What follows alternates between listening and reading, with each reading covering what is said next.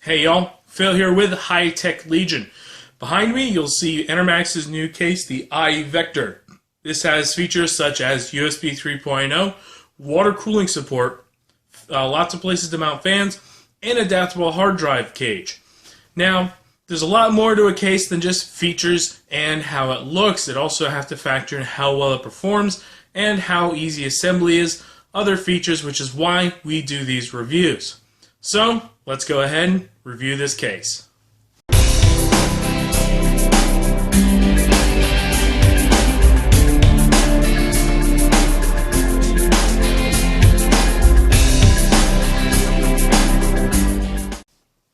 Here we have the front of Enermax's iVektor ECA3310. You can see we have kind of a nice finish here.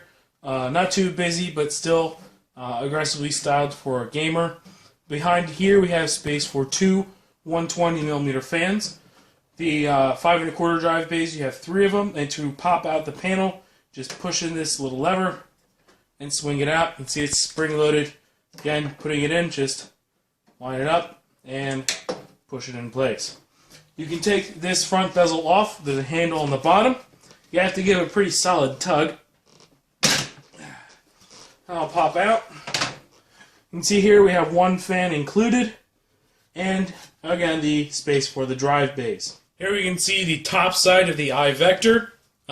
Here we have our main controls: power, reset, USB 3.0 ports, headphone, microphone, USB 2.0, and a fan speed controller. This has 3 positions, with the middle being off, that way towards the front being low, and towards the back being high. Underneath here is mounting space for 2 120mm fans or a 240mm radiator. The front here, you can see there's one of the holes for mounting the front bezel. In order to take the top off, it is advised to take the front bezel off first. But to do so, there are just 2 screws, regular sheet metal screws in the back. Phillips head, and there's a handle here, just lift it up, and there you go. That's off. You can see here the mounting point for radiator or fans. It's nice, and it's elevated from the rest so as to minimize interference with a motherboard underneath. The side of the iVektor case, you can see you have a very nice, a large window. 2 thumb screws hold the side panel on. Okay, and it slides and then pops off. Here we can see we have our 3 5 1/4 drive bays with a no tool mechanism. Just slide it in. When you slide it in, this lever will flip forward, and then in order to release your drive, you just flip it back again. Here we have our convertible drive bays. Right now they're set up for 4 2.5-inch drives. It can be moved over to accommodate 3.5-inch drives. There are 2 thumb screws on top of this piece of the cage that are part of the 5 1/4-inch cage. So you just slide it out and over. And on the top, you can see you have this little lock here, so that when you slide it in, and then so what you do is you put it in as far as this notch, slide it over, and then push it the rest of the way in so that you can secure it. There we go. Match that up. There we go. And then just put your thumb screws back in to the top. And now you can support 7 3.5-inch drives, or move it back for 4 2.5-inch drives. Unfortunately, with the positioning of these thumb screws, if you have a drive in the bottom bay, you're going to have to remove that drive in order to move these thumb screws. Now, we have our motherboard tray here. You can see the offsets are already installed for us, except for this one here. We have a nice large cutout for the backside of the motherboard for aftermarket coolers. The edges, you don't see any grommets, but the metal edges are folded and rounded so that you won't, there's nothing sharp. Again, you have more down here for where the power supply goes. You have all of your cables for the front panel, including USB 3.0, HD audio, and USB power switch, reset, all that jazz. Here's your power connector. It's a 4-pin Molex for the fan controller. And down on the bottom, we have mounting points for a 120mm fan. Just the one. We also have film, nice ventilation here for the power supply. And there's also little rubber pads here to help absorb vibrations from the power supply. Moving to the back side of the case, you can see it's raised in order to allow cable management and routing.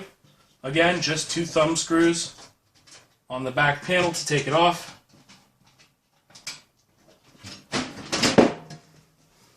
And you can see that we have, again, motherboard cutout.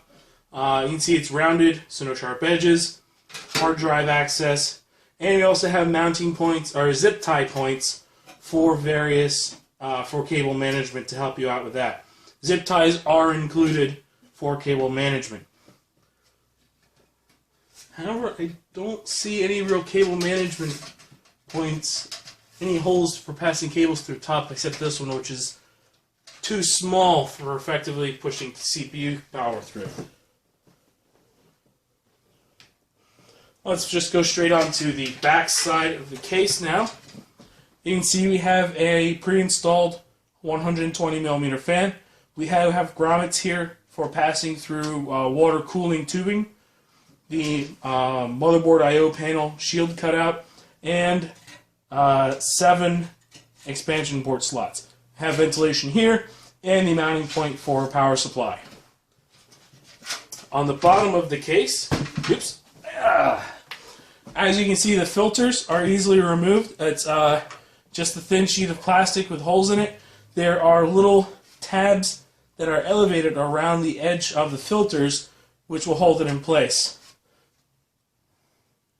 You can see the area for passing through, for mounting the screws for the 120mm fan. The bottom cage, you can see here we have rivets, so the bottom cage for our hard drives is not removable. But we have tall feet here, so that looks like pretty much everything except the tallest carpets, you should be able to get decent airflow from the bottom.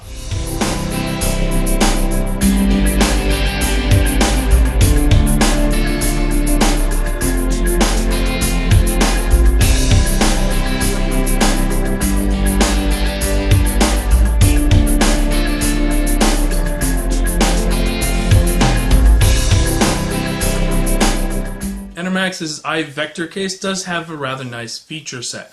One of the ones that is very well implemented is the water cooling spot on the top.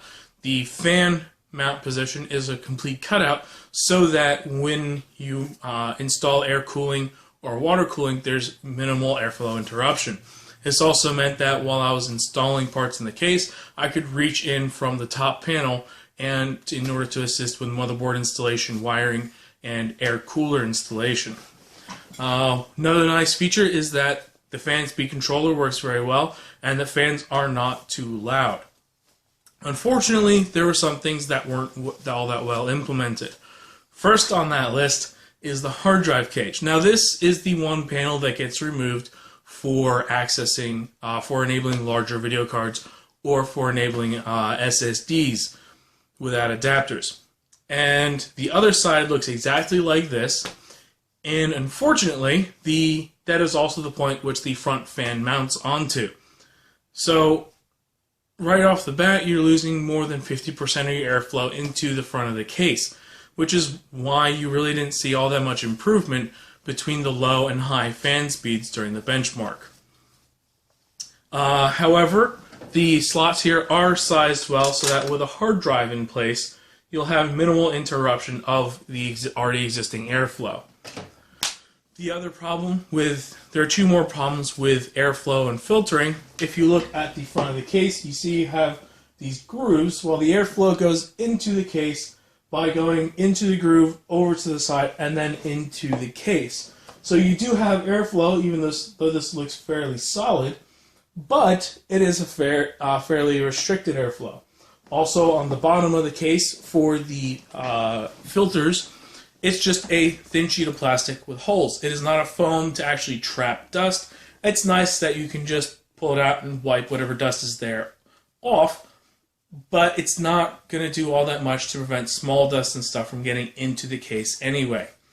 It's also a bit of a pain to take them, not to take them off, that's pretty simple, but it is a nuisance to try and put them back in place.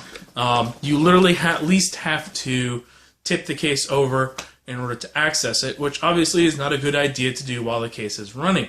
Whereas there are other designs on the market where you can just slide it off, clean it, and slide it back in place without having to turn the computer off or whatever your case may be.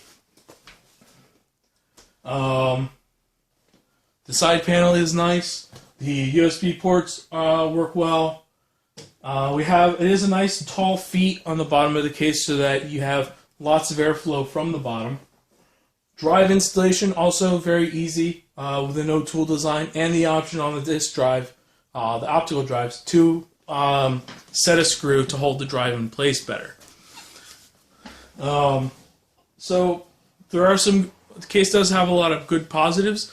And you saw the overall cooling ability of the case did pretty okay. Wasn't the most amazing cooling I've ever seen from a case, but it was decent. And as you can see, it does have kind of a nice style to it. It's a bit aggressive at first. I was kind of like, but it kind of grew on me after a little while.